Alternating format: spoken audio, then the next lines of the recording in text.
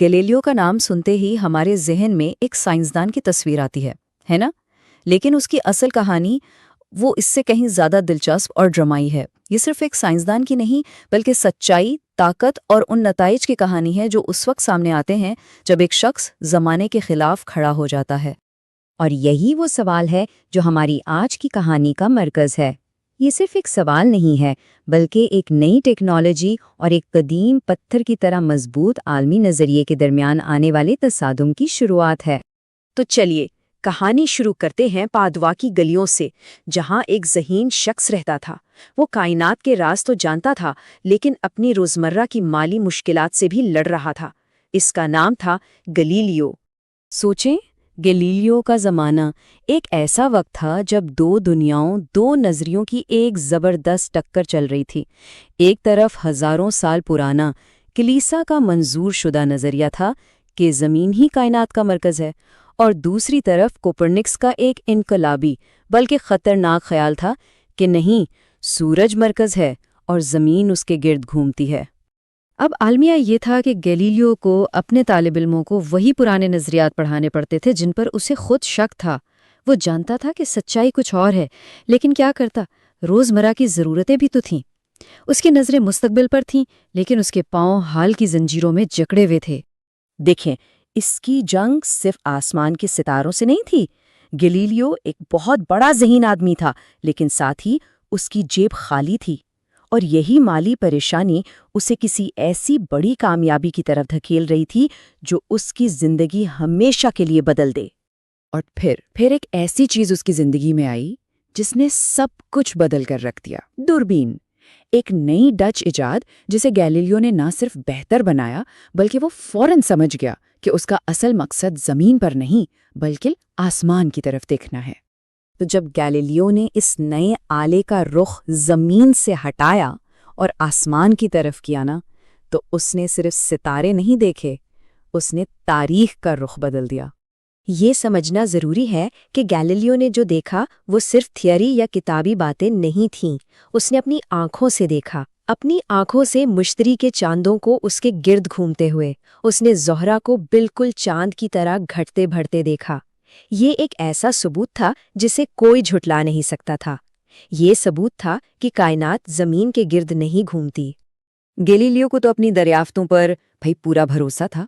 اسے لگا کہ جب سچائی اتنی صاف صاف آنکھوں کے سامنے ہو تو اسے کوئی جھٹلا ہی نہیں سکتا۔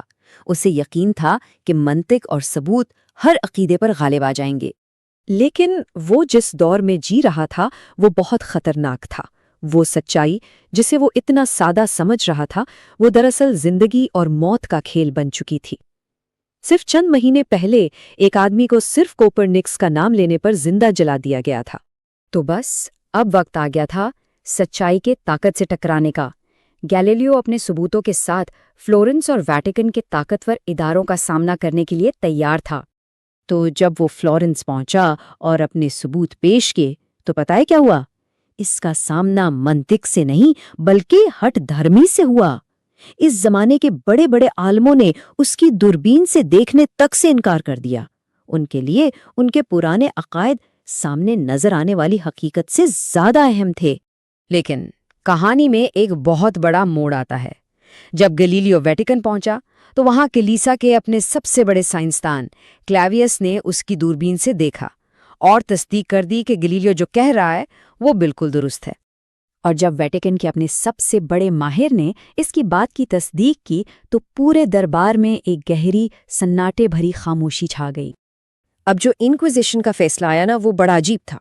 انہوں نے یہ تو مان لیا کہ ہاں گیلیلیو نے جو دیکھا وہ سچ ہے، لیکن جس نظریے کو یہ سچائی ثابت کر رہی تھی اسے کفر قرار دے دیا۔ اسے کہا گیا کہ تم تحقیق تو کر سکتے ہو لیکن یہ سچ دنیا کو بتا نہیں سکتے۔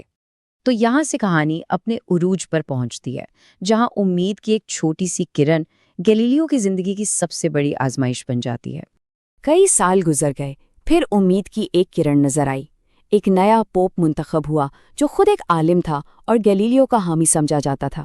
گیلیلیو کو لگا کہ شاید اب وقت بدل گیا ہے، اور اس نے اپنی کتاب شائع کر دی جو دیکھتے ہی دیکھتے پورے یورپ میں آگ کی طرح پھیل گئی۔ مگر سائنس اور سیاست یہ دو بالکل الگ چیزیں ہیں۔ پوپ کو سچائی کا تو پتہ تھا، लेकिन ताकत का खेल ज्यादा अहम था। उसने अपनी कुर्सी बचाने के लिए गैलीलियो को ताकतवर इंक्विजिशन के हवाले कर दिया। और फिर वो हुआ जिसका कोई तसव्वुर भी नहीं कर सकता था। तशद्दुद और अजियत के डर से अजीम गैलीलियो ने अदालत के सामने खड़े होकर अपनी जिंदगी भर की मेहनत और सच्चाई से इनकार कर दिया। सोचें, ये उसके लिए सिर्फ एक अवामी इनकार नहीं था, ये एक ज़ाती शिकस्त थी। उसके अपने शागिर्द जो उसे हीरो मानते थे, वो सब उससे मुंह मोड़ गए। उन्हें लगा कि उनके उस्ताद ने सच्चाई के लिए लड़ने के बजाय अपनी जान बचाना ज़्यादा ज़रूरी समझा। लेकिन अगर आपको लगता है कि कहानी यहाँ ख़त्म हो गई तो आप गलत हैं। गैलीलियो की ज़ाहिरी शिकस्त के पीछे एक बहुत बड़ा राज छुपा था, एक ऐसी मिरास जो उसके इनकार के बाद शुरू हुई। काफी वक्त गुजर जाता है। गैलीलियो अपने घर में कैद है। दुनिया की नज़रों में वो एक हारा हुआ, भुला दिया गया इंसान है। और बस यही वो लम्हा था जब गैलीलियो की असल हिकमत अमली सामने आई। उसने कहा, मैंने अपनी जान बचाने के लिए इनकार नहीं किया, मैंने इनकार किया ताकि मैं जिंदा रहकर अपना सबसे बड़ा काम मुकम्मल कर सकूं। और ये थी उसकी असल फतह, दी डिस्कोर्सेस, एक ऐसी किताब जिसे उसने कैद में मुकम्मल किया। ये जदीद फिजिक्स की बुनियाद है। इसका इनकार तो बस एक ढाल था जिसने इस किताब को बचाया और इस बात को यकीनी बनाया कि उसके नज़रियात हमेशा जिंदा रहें। तो गैलीलियो की कहानी हमें एक बहुत अहम सवाल पर लाके छोड़ देती है। इल्म की असल कीमत क्या है? क्या सच्चाई के लिए जान दे देना बेहतर है, या जिंदा रहने के लिए समझौता करके उसी सच्चाई को आने वाली नस्लों तक पहुंचाना?